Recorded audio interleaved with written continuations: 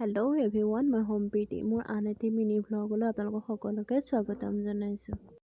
এতিয়া ৰাতিপুৱা 9টা বাজিছে আৰু আজি যিহেতু দেওবাৰ আৰু সেইবাবে আহিছোঁ মই আৰ্ট স্কুললৈ। আৰু আৰ্ট স্কুলৰ ল'ৰা ছোৱালীবোৰ সকলো ধুনীয়াকৈ নিজৰ জেগাত বহি ল'লে।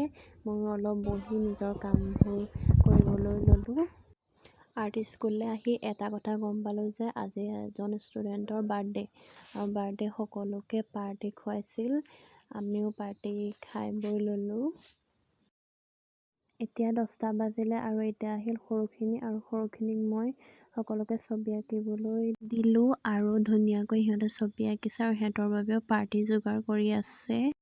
আৰ্টৰ স্কুলৰ পৰা গৈ ঘৰত ভাত খাই আকৌ আবেলি 2টা বজাত আহিলোঁ আকৌ বগাৰগাঁও লাইব্ৰেৰীত বহিলোঁ গোটৰ মিটিং। আৰু গোটৰ মিটিঙত দেখিছেনে আমাৰ কি কৰিছোঁ। বৌ এজনী ঘৰলৈ গাড়ী আনিছিল আৰু গাড়ী অনা বৌজনীয়ে গোটতে পাৰ্টি খুৱাইছিল।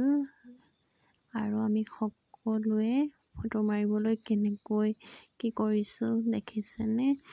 পিঠা পেৰা আৰু চানা সকলোৱে বহি খাই মেলি ঘৰলৈ বুলি